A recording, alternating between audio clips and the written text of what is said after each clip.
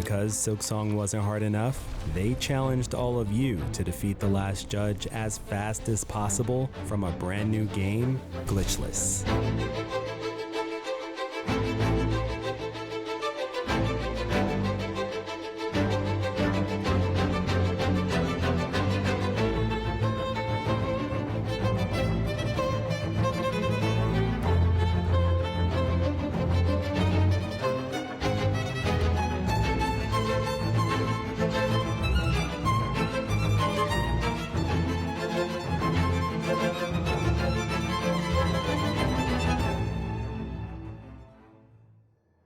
The rules of this challenge were simple. No mods of any kind that affect gameplay, no major glitches or bugs, and you must attempt the challenge on a brand new save. In addition to completing Act 1, you must also defeat the last judge, and whoever can do so the fastest will win $300. This speedrun was extremely difficult. In spite of this, many of you still rose to the occasion, and the two runs I've chosen to highlight in this video were just seconds apart, with one of them being submitted just 15 minutes before the deadline. Before we begin, this race was hosted by Speedrun.com, and it's the first time I've covered a challenge that I didn't host myself. But if you want to see me host a $1,000 Silksong speedrun of the entire game, then let's see if we can get 14 likes on this video, and make sure you subscribe because YouTube doesn't always recommend. Nebula and Egg have been grinding this run non-stop for the last few days, but they were no longer chasing practice, they were chasing history, and today was their last chance to make it happen. Despite being relatively unknown in the Hollow Knight speedrunning space, Egg had just snatched the world record away from Nebula, who was a well-established titan in this field. In spite of this, Nebula was determined to take it back, and with the deadline only 40 minutes away, this was his final run. It feels like a race. Now I have the nerves of like a good pace, because I have to win. When it starts, both runners pogo through the Moss Grotto, and while it does look a little bit silly, this is actually the fastest way to move early on. If you time it just right, then you can even avoid some parts of the fatigue cutscenes, which will save about a second overall. Their goal right now is to defeat the last judge and enter Act 2, but before they can do so, they'll need to ring all 5 bell shrines first. Of course, that is much easier said than done, and both runners will have to string together some incredible skips to make it happen in record time. They'll attempt the most dangerous of these skips once this timer reaches 26 minutes, but for now, they're going to take on the Moss Mother, who's effectively the tutorial boss of the early game. This boss always does a dash before going for rocks and ultimately another dash. Knowing this, they're going to lure her over to the right side of the arena, where they both proceed to stagger her before getting a few more hits in and redirecting her there again for a mostly scripted kill. After wandering through the forest and passing out from exhaustion, they're woken up by a chapel maid, and upon translating the Chinese text, we find his email, mother's maiden name, and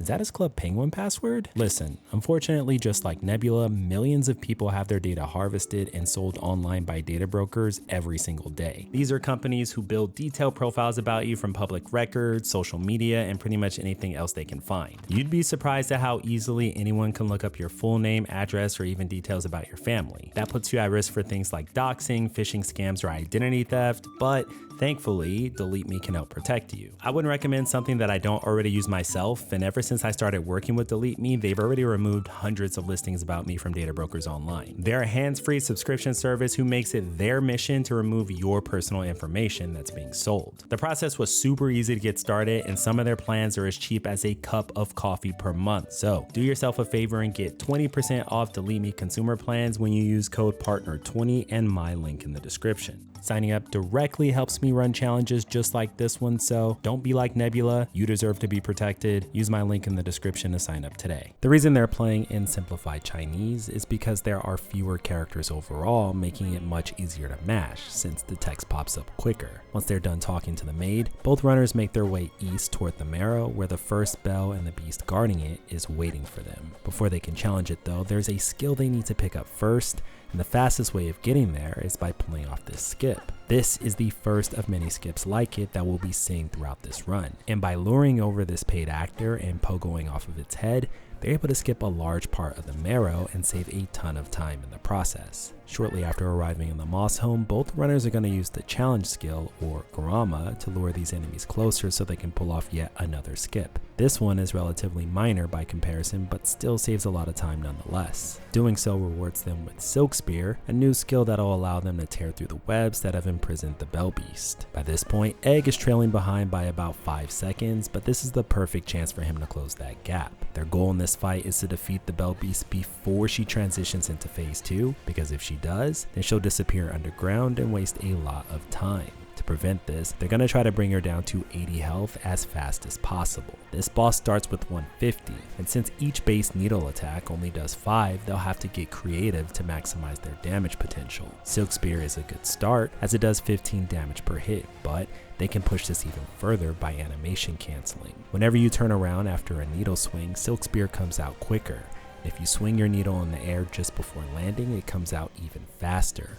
After defeating the Bell Beast, they're rewarded with a Silk Heart, and both runners are going to ring the bell, making sure to leave immediately to skip the painfully long bell animation. Pushing further into the marrow eventually brings them to this room, where they're going to pick up some hidden rosaries, and you'll see how they're planning on using those in just a few. Their goal right now is to gain access to a skill that'll let them move even faster. And after going even deeper into the marrow, both runners come across yet another paid actor who's going to help them execute this skip. Things don't go as planned though when Egg misses the pogo, losing 4 seconds overall as he's forced to set up another. Accomplishing this brings them both east into the deep docks and one step closer towards their next skill upgrade. Before they can grab it though, they're going to have to clear this arena first, and both runners are able to do so without much trouble. After clearing the 4th and final wave, they finally claim their reward, and that's going to be access to Swift Step. This is a phenomenal skill, and it's pretty much required due to how fast it is.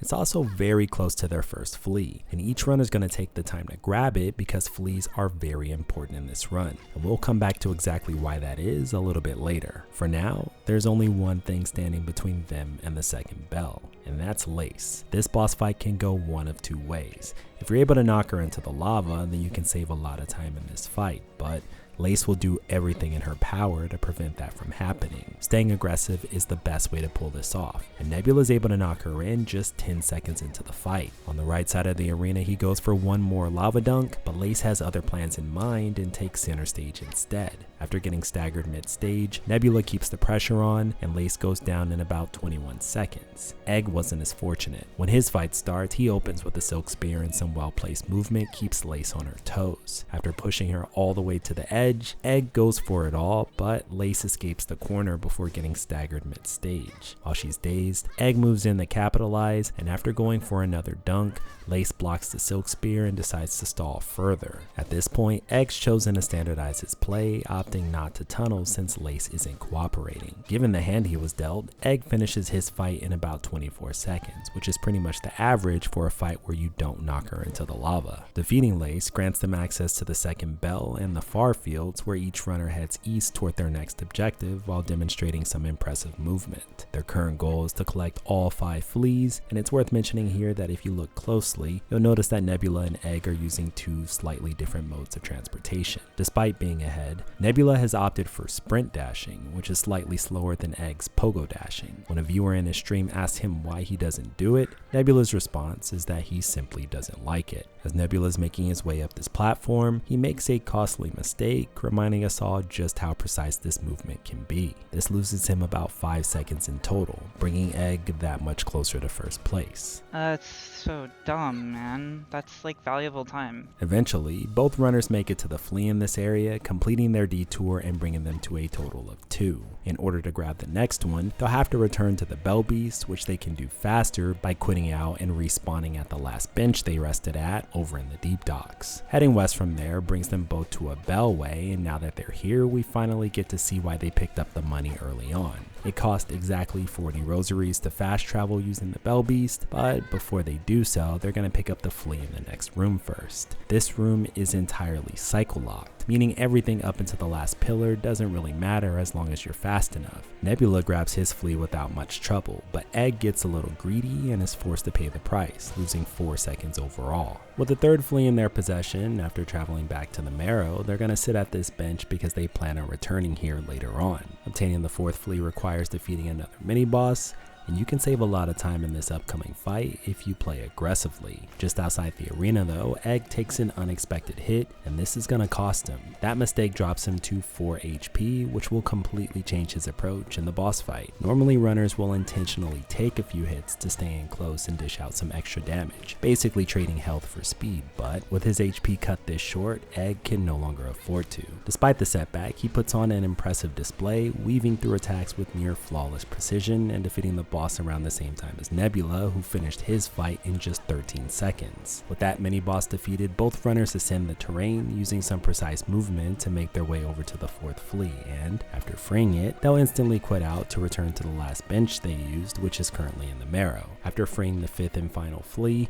they descend toward the caravan, showing us exactly why they needed the 5 fleas in the first place. Doing so will move the caravan to Greymoor, skipping most of the far fields, Moorwing, and even the Drifter's Cloak. Because they're only beating Act 1 in this run and not the entire game, the flea method is actually more time efficient. Now that they've arrived, they both push through Greymoor, closing in on the 3rd bell. Heading east brings them to another arena, and this one can be tricky if the Threadraker decides to cause problems. Fortunately, he doesn't though, and after making short work of the enemies in this arena, both runners make their way through the halfway home where they encounter another very important skip. Egg and Nebula take 2 different approaches here. Because the enemy spawn is randomized, Egg takes the time to hit this window so he can preemptively aggro the crow just in case it did happen to spawn on the right side. Unfortunately, he gets the worst possible spawn, and that means the crow on the left will have to do a dive attack before he can pogo off its head and pull off the skip. Although Nebula decides not to attack the window, he was much more fortunate, getting very good spawns and some solid RNG. Pulling off that skip saves them minutes of gameplay, leading straight to the lever that drops the bridge and opens up the path to the 3rd bell. The 4th one won't be as easy though, and after quitting out to return to the flea caravan, both runners are going to head west into the haunted Bellheart, where its residents are suspended in midair by thin silk threads. After taking a moment to soak it all in, they're going to push on toward their next objective, which is another brand new skill, and on the way there they pull off another small skip, which saves about 2 seconds in total. Not too far off is one final arena, and their strategy in this one is to group the enemies together so they can hit them all at once with Silk Spear. This arena goes very smoothly for both runners, and clearing it brings them to another massive skip. This one saves minutes in the run as well by completely skipping the Sister Splinter boss, but requires each runner to lure an enemy over so they can pogo off its head. Following a stretch of very precise movement, they're rewarded with the Cling Grip ability, and this is going to let them cling the walls so they can clear some upcoming platforming sections. By this point, Nebula is only leading by about 10 seconds, and all of that time can be lost if the next boss fight doesn't go well. Their goal right now is to take out Widow, but it's very easy to lose time there if you don't get a good bell pattern. On the way there, they make sure to hit these walls with the tip of their dash attack because doing so inflicts double damage and breaks the walls faster. They're going to intentionally take damage here so they can use the iframes to get past the enemy quicker, which saves about 8 seconds. When they enter the boss arena, they're going to challenge Widow instead of interacting with her because doing so lets them skip the dialogue and jump right into the fight, saving valuable time. Nebula's fight starts off well, but after landing a few combos, he starts making some big mistakes.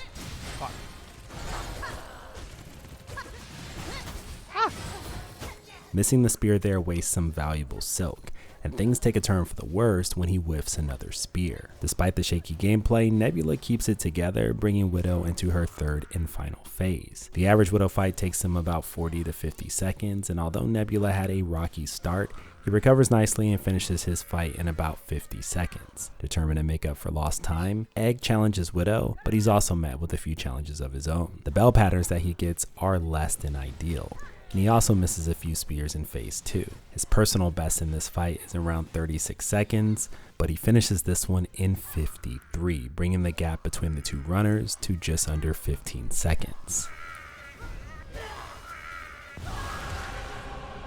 You hear that sound?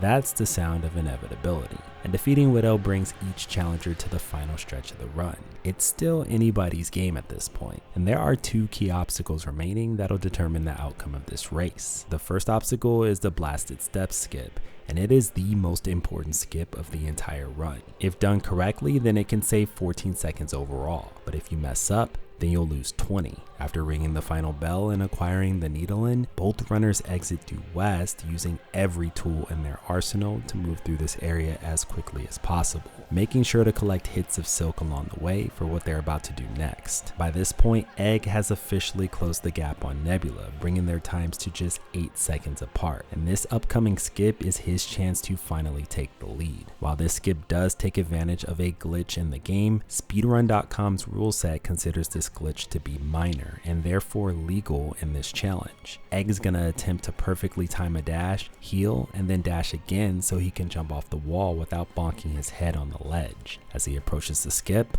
let's see if he can pull it off. He does it.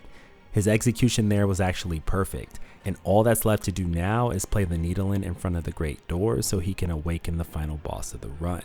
Challenging the last judge with the base needle upgrade is incredibly difficult to do, and the reason why is because it makes the fight longer, increasing the odds that something will go wrong. On top of that, playing aggressively makes her that much more difficult.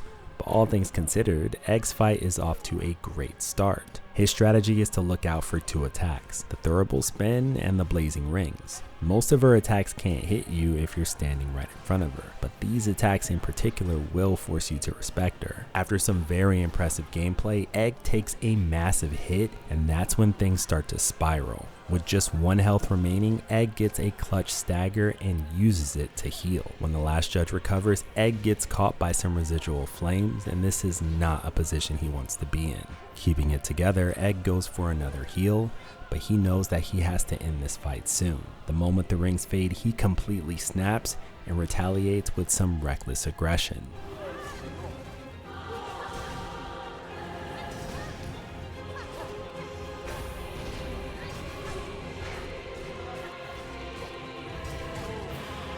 Aside from that close call at the end, at the time of this run, Egg shatters the world record and makes it into Act 2 in just 29 minutes and 4 seconds.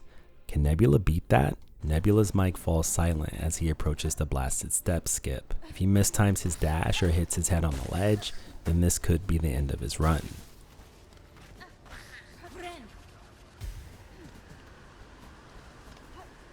He succeeds, but just barely. His nerves are starting to get to him, and you can even hear it in his voice. I'm freaking out. As he approaches the last judge, he reminds himself that this is his last chance, and with just 15 minutes until the deadline and no time for another run, let's see if Nebula has what it takes to win this challenge.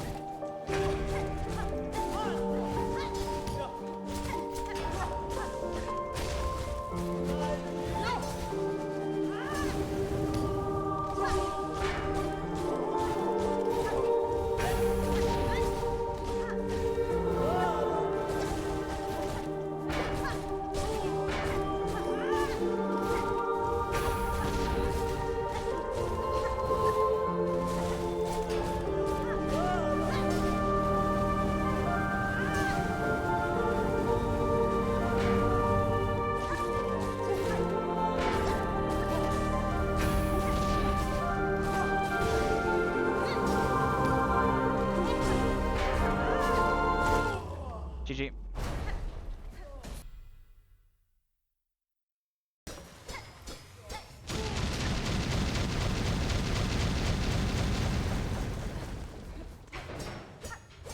Oh my god. I'm so happy. I'm so happy.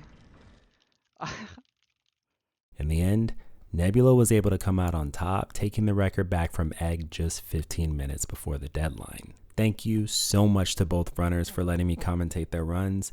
Thank you for watching, and thanks to all 200,000 of you who chose to subscribe to this channel. Honestly, this milestone is really important to me. I'm super grateful, and if you enjoyed this video, then you won't believe what happens at the end of this one.